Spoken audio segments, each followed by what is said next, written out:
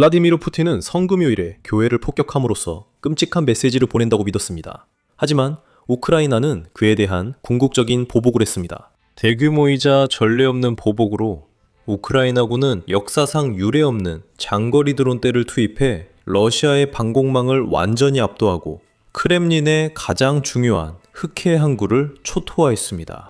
러시아의 전쟁 기계가 공식적으로 무너지고 있습니다.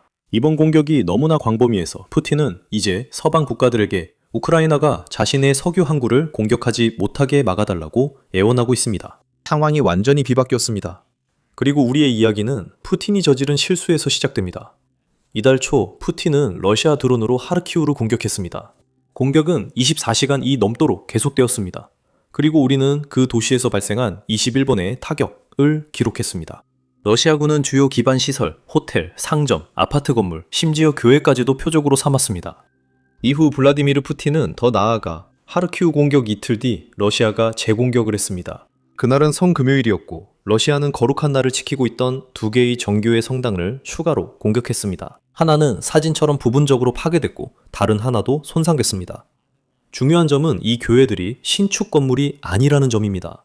한 교회는 1900년대 초반에 지어졌고 다른 한 교회는 1800년대 후반에 지어졌습니다. 이 교회들은 1차 세계대전, 2차 세계대전, 나치 정령기를 모두 견뎌냈지만 이제 러시아가 이 교회들을 파괴하려 하고 있다는 뜻입니다. 이번엔 우크라이나가 대응책을 갖고 있었고 그 대응책은 푸틴의 예상 밖이었습니다. 어젯밤 우크라이나가 점령된 크림반도와 남부 러시아 전쟁 경제 핵심 지역에 대규모 드론 공격을 가능했습니다. 보시다시피 흑해 옆에서 러시아는 항구 한 곳을 이용해 제재 대상 석유를 대량으로 수출하고 있습니다. 그리고 바로 그곳이 우크라이나가 노린 목표였습니다. 공격이 끝난 후 이 항구를 한번 보세요. 마치 영화에서 튀어나온 장면 같습니다.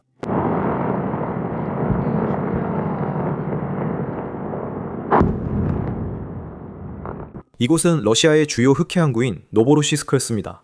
지금까지 전쟁 중 가장 강도 높은 공격 중 하나를 겪었습니다.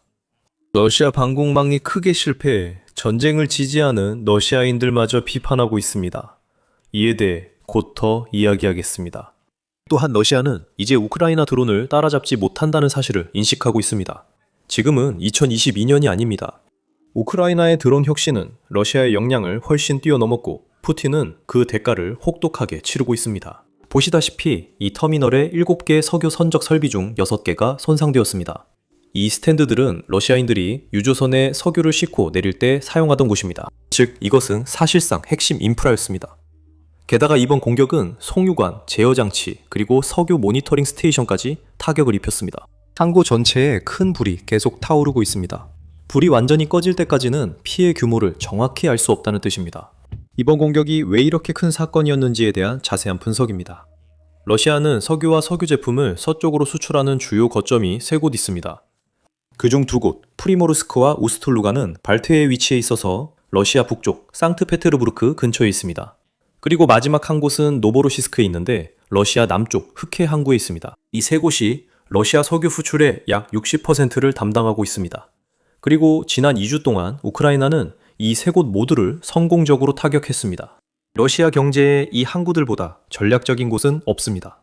그래서 이곳은 매우 강하게 보호됩니다. 하지만 그럼에도 불구하고 지난 2주 동안 우크라이나군은 최소 7번이나 러시아 방어선을 돌파했습니다. 이는 이틀에 한 번꼴로 공격이 이루어졌다는 뜻입니다. 러시아 경제는 핵심 인프라 폭격이 계속되면 제대로 기능할 수 없습니다.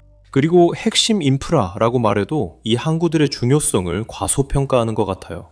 이런 일이 일어나는 건 우크라이나의 장거리 타격 능력이 러시아 방공망보다 앞서기 때문입니다.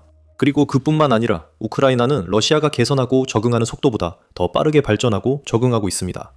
이제 한 가지 분명히 해야 할 점은 항구들이 완전히 파괴된 것은 아니라는 것입니다. 하지만 온라인에 올라온 전문가들의 평가에 따르면 지난 2주 동안 발생한 일부 피해를 복구하는데 최소 1년은 걸릴 것으로 보입니다.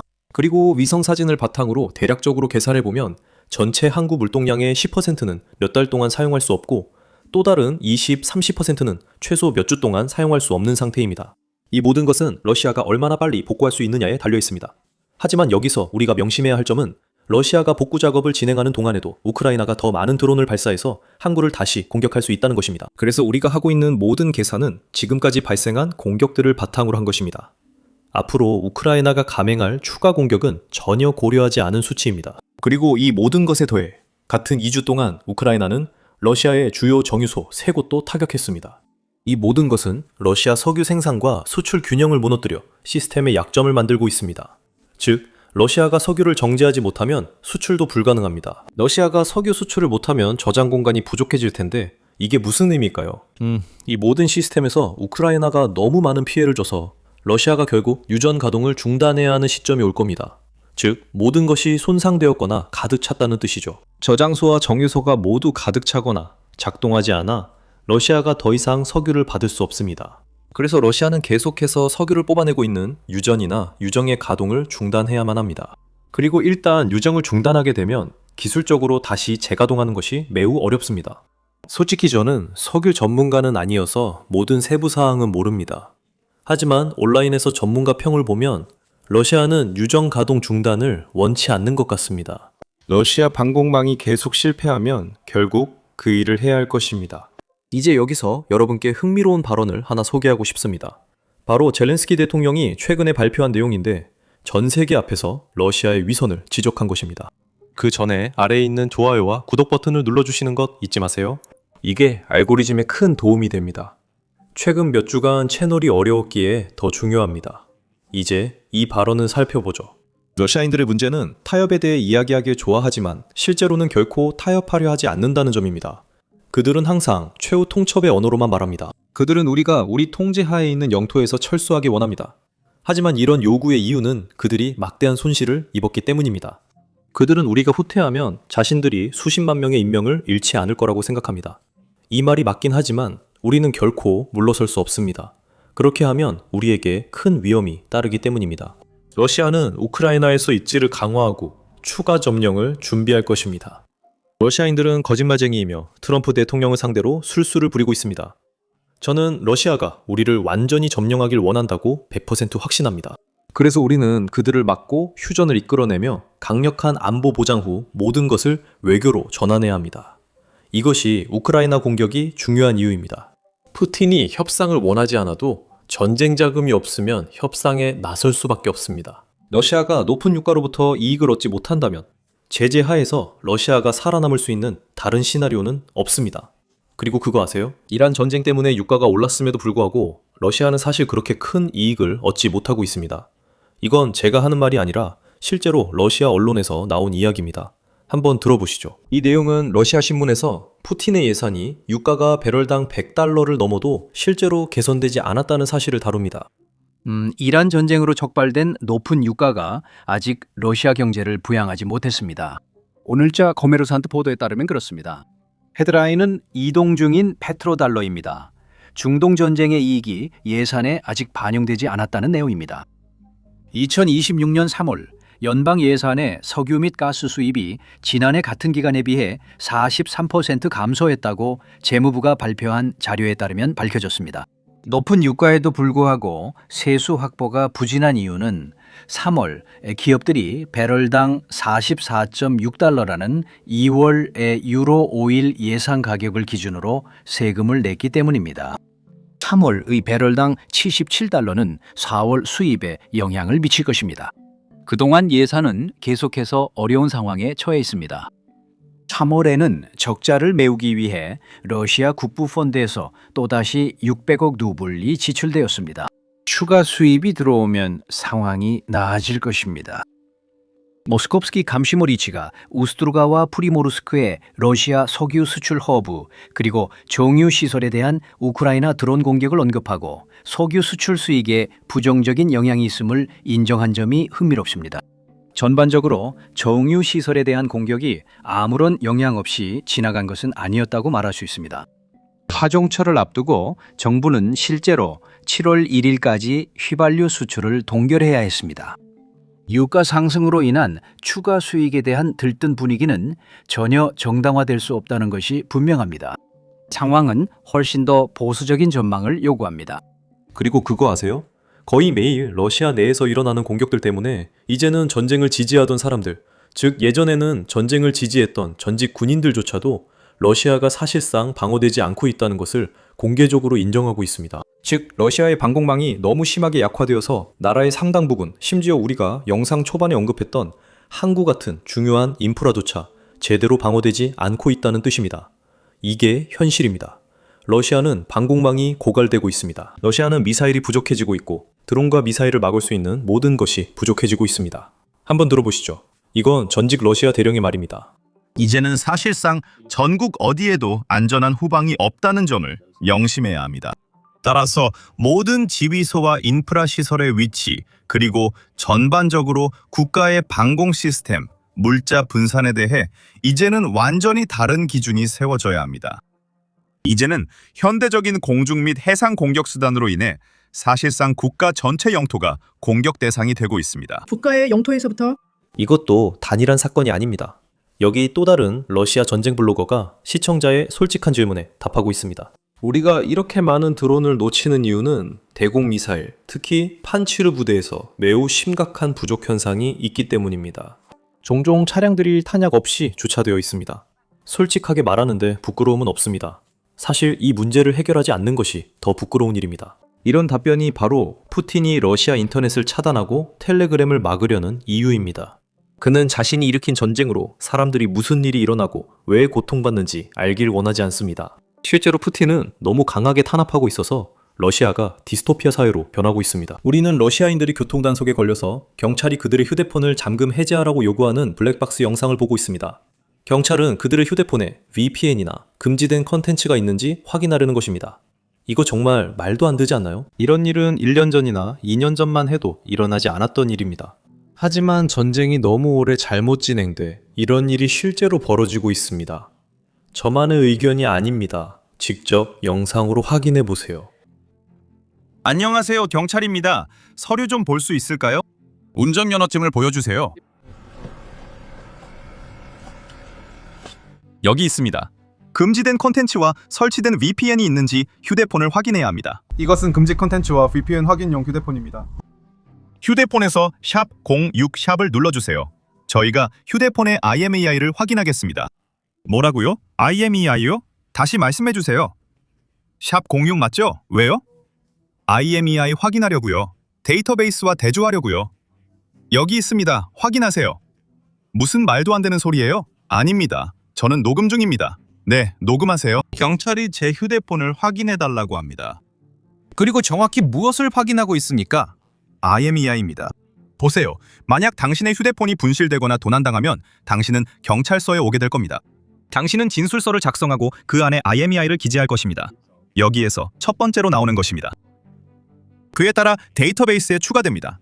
그리고 확인이 이루어질 때 우리는 단지 그 데이터를 확인할 것입니다.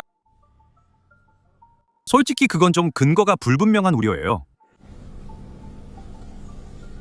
제가 어떻게 작동하는지 말씀드렸나요? 어떻게 하나요? 꼭 해야 하는 건 아니에요. 솔직히 말하자면요. 검사할 수 있어요. 잠금 해제하면 당신이 볼 수 있습니다. 사실 당신에겐 의무가 있어요. 똑똑한 척 마세요. 알겠습니까? 나는 의무가 있어. 나는 똑똑한 사람이 아니야. 알겠어? 방공 시스템이 모두 소진되면 나라가 그렇게 변하겠지. 게다가 러시아의 방공 시스템도 제대로 작동하지 않는 게 최악이야. 어젯밤 우크라이나의 공격 중에 러시아 방공 미사일이 우크라이나 드론 대신 실수로 주거 건물을 맞췄어. 그리고 그 장면이 카메라에 찍혔어. 한번 봐봐. 여자애들이다. 블야트. 블리아트 진짜 맹세하는데? 이건 피지다야. 뭐야 씨발. 거기 뭐가 있는데? 이제 푸틴이 우크라이나 드론을 막을 수 없다는 걸 알게 되자 러시아는 이제 서방 국가들에게 우크라이나가 이런 중요한 석유 인프라를 공격하지 못하게 설득해달라고 요청하고 있어. 누가 이런 상황을 상상이나 했겠어? 푸틴이 3일짜리 특별 군사작전을 시작했는데 4년이 지난 지금은 서방에 도움을 구걸하고 있어. 이제 그 이유는 우크라이나가 장거리 드론 공격에서 러시아를 완전히 박살내고 있기 때문일 수 있어. 전체적인 상황을 보자면 이래. 와, 4년 만에 처음으로 우크라이나가 러시아가 우크라이나에 보낸 것보다 더 많은 장거리 드론을 러시아 영토로 날려보냈어. 그게 3월에 일어났어. 화면에 있는 그래프를 한번 봐. 우크라이나의 드론 생산 증가 속도는 러시아가 지금까지 이뤄낸 것보다 훨씬 빨라. 이 드론들 대부분은 우크라이나 현지에서 우크라이나 기업들이 직접 생산하고 있어. 그건 우크라이나 정부에게 엄청난 이점이야. 왜냐하면 이렇게 하면 우크라이나는 다른 나라의 허락을 구하지 않고도 어디를 공격할지, 어디를 공격하지 않을지 스스로 결정할 수 있기 때문이야. 그들은 그냥 결정을 내리고 드론을 발사해서 러시아에 가장 큰 압박을 주는 목표를 공격하기로 할 수 있어. 그래서 3월에 우크라이나가 상트페테르부르크, 발트해, 흑해 항구까지 공격하기 시작한 걸 볼 수 있었어. 실제로 러시아가 직접 공개한 모든 데이터를 보면 3월 한 달 동안 장거리 타격이 급격하게 증가한 걸 알 수 있어. 그리고 이건 러시아의 데이터를 사용한 거야. 생각해봐. 러시아는 우크라이나를 좋게 보일 필요가 없어. 오히려 그 반대지. 그런데도 러시아 데이터가 이렇게 나온다면 실제 진실은 어떨지 상상해봐. 러시아인들이 전쟁의 실제 손실을 공개적으로 말하는 이유는 일이 계획대로 안 되고 있음을 깨달았기 때문이야. 그건 당연한 일이야. 어떤 나라도, 정말로 어떤 나라도 수년간의 장기전 끝에 이득을 볼 수 없어. 본질적으로 장기전이라는 건 그 나라가 계획하지 않았던 일이야. 그리고 그 말은 러시아인들이 이제 푸틴이 시작한 전쟁의 고통을 느끼고 있다는 뜻이야. 그리고 이제 그들은 그것에 대해 공개적으로 이야기하고 있어. 한번 들어봐. 제가 직접 강조하겠습니다. 이 전쟁의 실제 손실을 분명히 말씀드리겠습니다. 칼레치카에서 보고서가 제출됐습니다. 얼마나 많은 사람들이 동원되었습니까? 작년에는요? 올해는 40만 명이 넘었습니다. 상황은 다음과 같습니다. 정확히 말하면 그들은 계약을 맺었습니다. 상황은 현재 전략미사일군 출신까지 포함해 군부대가 편성되고 있고 제12총국 출신으로 소총연대가 편성되는 등 그런 상황입니다. 12총국은 핵무기 보관을 담당하고 있습니다. 예를 들어 대통령이 4월 1일까지 실종자와 관련된 문제를 해결하라는 지시를 내렸다는 점을 상기시켜드리겠습니다. 즉 지원, 서류 작업, 수색 조직 등입니다. 하지만 아무것도 이루어지지 않았습니다. 왜 그렇습니까? 왜냐하면 많은 공무원들에게 이것은 심각한 타격이 될 것이기 때문입니다. 이것은 손실의 실제 비율과 그들의 성공이 어떤 대가로 이루어졌는지를 보여줍니다. 이러한 성과의 진정한 대가입니다. 우리는 아직 통합 인사 기록부가 없습니다. 저는 급여에 대해 말하는 것이 아닙니다. 물론 그 부분에도 많은 문제가 있지만 제가 말하는 것은 한 사람이 언제 계약을 체결했는지, 어디서 훈련을 받았는지, 며칠 동안 훈련했는지, 어느 부대에 있었는지, 언제 실종되었는지 등을 명확하게 추적할 수 있는 시스템에 관한 것입니다. 그가 실종된 건가요? 아니면 기록이 없는 건가요? 그는 여전히 현역으로 간주되며 누군가 대신 돈을 받고 있습니다. 예를 들어 제128 독립차량 화소총료단의 지휘관 블라디슬라프 니키포로프는 이런 방식에 연루되어 있다고 전해지며 전사한 군인들을 대신해 돈을 받고 있다고 합니다. 그는 상부 지휘부와 돈을 나눠 모두가 만족합니다. 그는 상부 지휘부와 나눕니다. 이제 지금 이란이 왜 이런 행동을 하고 있는지 이해하려면 우리는 과거로 돌아가서 이란이 오늘날의 위치에 어떻게 오게 되었는지 살펴봐야 합니다.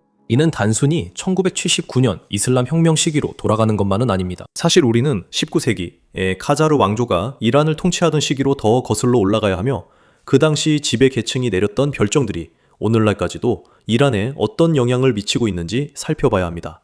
자, 그런데 말이죠.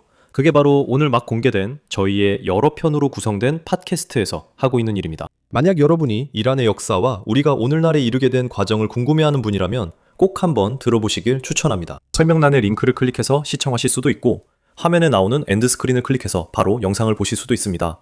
기본적으로 화면에 보이는 영상을 클릭하시면 됩니다.